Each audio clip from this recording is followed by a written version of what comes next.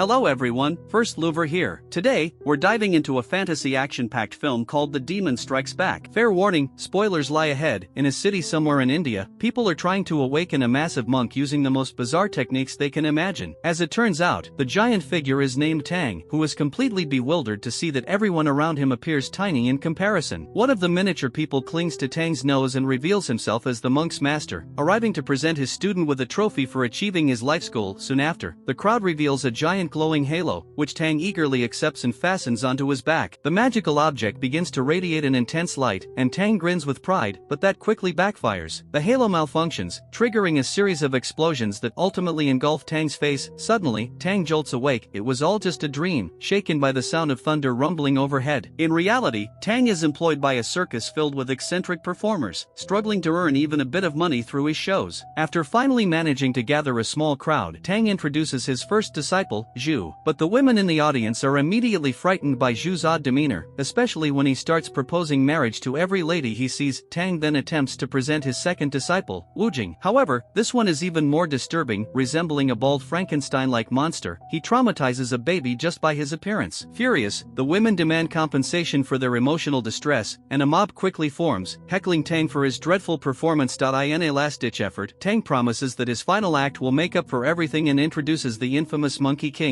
Wukong. But instead of a grand entrance, Wukong falls clumsily from a tree and lies motionless on the ground like a lifeless frog. As Tang coughs uncontrollably, trying to plead for another chance, the crowd steps back as if dodging a contagious disease. One woman, sporting facial hair, takes pity on him and offers her steamed buns as a donation, though Tang hesitates, uncertain of how long they've been in her possession. Fed up with the situation, Wukong finally snaps and charges into the audience like a missile, smashing through buildings and unleashing a massive tornado in his wake. Realizing the chaos is beyond repair, Tang flees before the mob can hold him accountable for the destruction. After narrowly escaping, Tang lashes out at Wukong, whipping him repeatedly while the other disciples watch in horror. It's revealed that Tang once used the power of the Buddhist palm to defeat the Monkey King, trapping him beneath a pile of rocks, an experience that now haunts Wukong with recurring nightmares.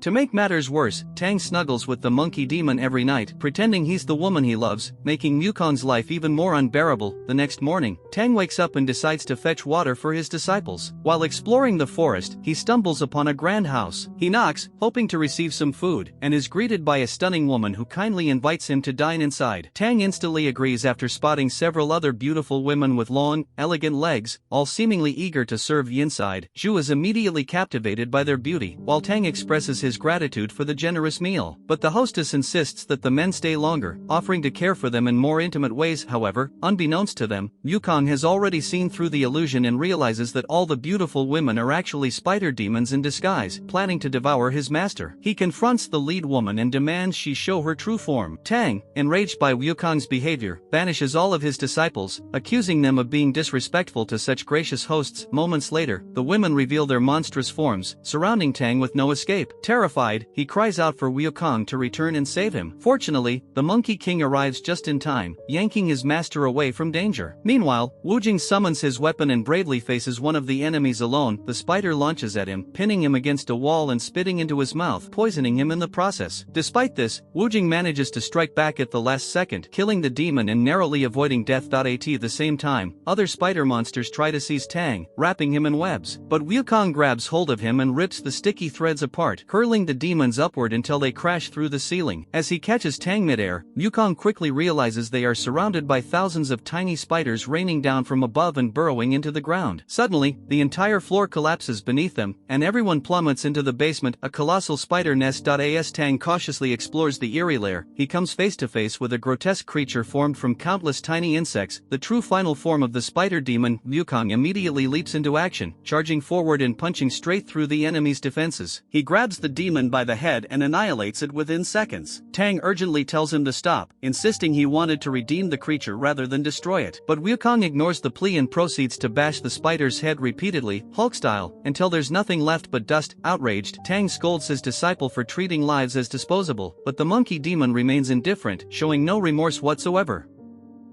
The group then departs from the dangerous forest, continuing their journey. Shu pulls Wu Jing behind him, who has reverted to his monstrous demon form after being poisoned by the spiders. Eventually, the group reaches a desert and nears a city bursting with life. The entire place feels like a clownish, chaotic version of Disneyland, with vibrant decorations everywhere. Tang is captivated by the city's unique culture, while the locals stare in disbelief, especially at Wu Jing, who now resembles a sea creature that looks oddly like Garfield. Their entrance is soon halted by a procession of flag-bearing townspeople. Amid a cloud of white smoke, the city's minister, Gong, appears to formally welcome them. The travelers are escorted to the king's palace, where they witness a crowd dancing wildly in a desperate attempt to entertain their ruler, a man behaving like an oversized infant. The king requests a magical demonstration from Tang, but the monk, having no tricks for show, politely refuses. The king doesn't take this well and orders his execution. With no alternative, Tang reluctantly agrees to perform. Backstage, Wukong proposes using an obedience talisman to control Tang's movements during the performance. This suggestion terrifies the monk, as the outcome could either earn him great applause or embarrass him horribly, turning him into a monk version of Magic Mike, and possibly making the women faint in horror. Unbothered by Tang's objections, Wukong sticks the talisman onto his back and shoves him out onto the stage. Tang soars into view dramatically, stunning the crowd with what appears to be superhuman agility. However, things take a sharp turn when Tang's fears come true. Wukong dances like a madman, and the monk is forced to mimic every humiliating move, leaving the audience speechless in disbelief. Chaos breaks loose when the monkey suddenly smacks Zhu on the head, prompting Tang to accidentally slap the king across the face. The childish ruler bursts into tears, surrounded by his female attendants, while Tang desperately apologizes for the mishap. But Wukong doesn't stop there. In a blur, he charges the king and unleashes a barrage of slaps. The king's mouth bursts into flames, and he retaliates by hurling Wukong across the palace. The monkey quickly regains his footing, deflects the fire, and reveals the truth. The so-called king is actually the Red Demon Nezha, the likely source of the city's suffering. Nezha attacks, launching elastic punches at lightning speed, but Wukong effortlessly deflects them and retaliates with a flurry of blows to the demon's head. Furious, Nezha conjures his mystical weapons, unleashing a powerful aura that sends bystanders flying and even knocks the fish demon rolling across the courtyard. Nezha hurls his spinning blades at Wukong, pinning him against the wall and attempting to slice him to bits. Wukong is flung outside the palace but swiftly kicks the wheels back toward the enemy to counter.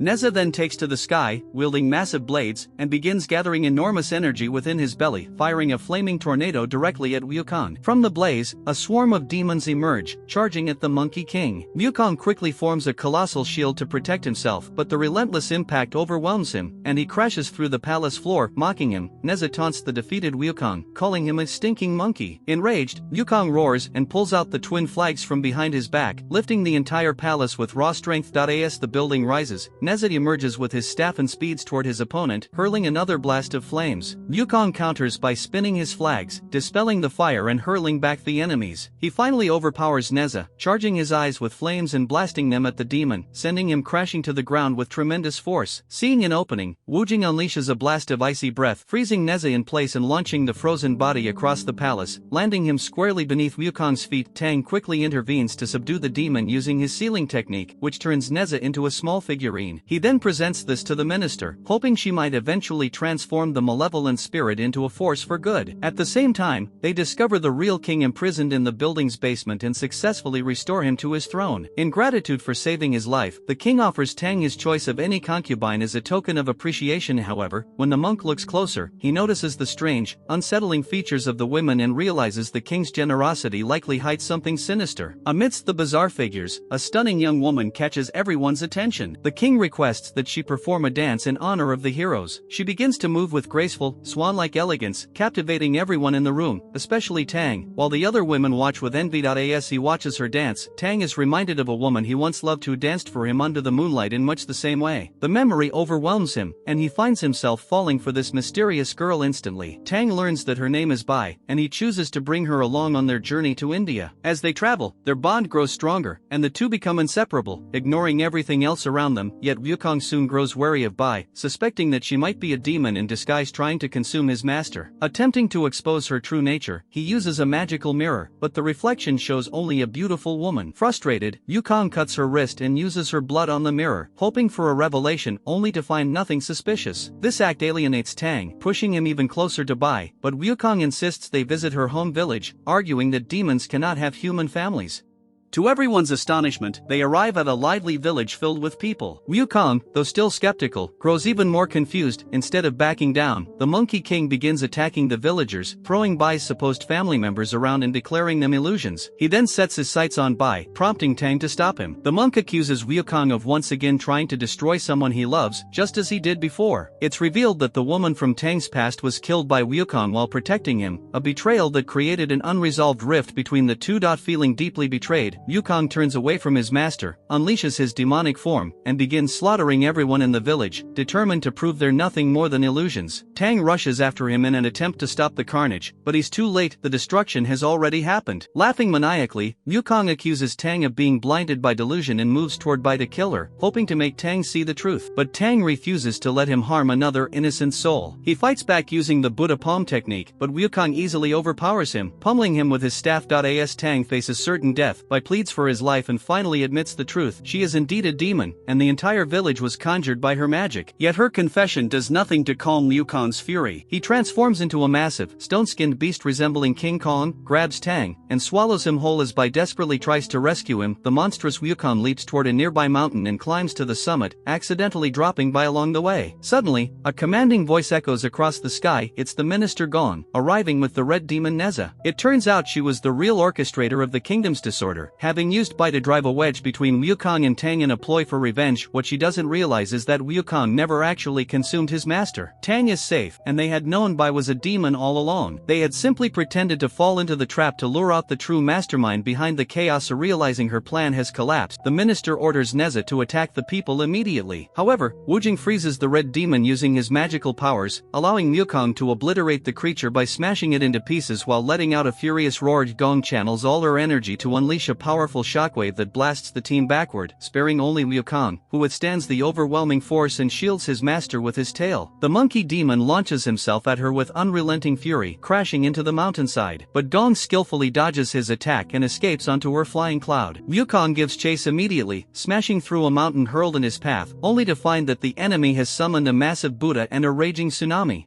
With determination, Wukong brandishes his magical staff, ready to counter the oncoming tidal wave. Gong manipulates the colossal statue's palms to direct the immense flood toward him. Against all odds, the monkey manages to repel the devastating wave, using the opportunity to leap onto his flying nimbus and close the distance between him and the Buddha. However, the enemy proves to be incredibly swift, landing a strike on Wukong and following up with a relentless barrage of palm attacks, forcing him to dart desperately to avoid each blow. Soon, more statues emerge from the ocean depths, encircling Wukong in a trap. Each statue radiates a different elemental power from their halos, and together, they bombard him from every angle. The stone monkey finds himself overwhelmed by the onslaught, writhing in agony within the elemental storm. Just as the enemy prepares to deliver the final blow, a gargantuan arm rises from beneath the sea, grabbing hold of the false statues and obliterating them, setting Wukong free. It is revealed that Tang has finally unleashed the Buddha palm against their foe, completely overpowering Gong and leaving her helpless in Wukong's grasp. Suddenly, a radiant aura manifests before them as the true Buddha appears, commending the group for capturing one of his former disciples, who was unveiled to be a golden phoenix that had escaped the heavens to sow chaos among mortals. Returning to the mountains, the team finds Bai gravely injured from the clash between demons. Tang kneels beside her, trying to ease her final moments by helping her ascend peacefully into the afterlife. But before departing, she tearfully asks if the monk had ever truly loved her. Tang confesses that his heart can no longer love again, for it still belongs to a woman who passed away long ago. Moved by his words, Bai fades away in sorrow, her tears falling as her body dissolves into dust and drifts into the beyond. Sometime later, the group continues their journey toward India in pursuit of the sacred scriptures. Tang, haunted yet comforted, still envisions his lost love by his side, forever guiding him along the path ahead. So, what are your thoughts on this film? Let me know in the comments. If you enjoyed this recap, don't forget to like and subscribe for more. See you next time.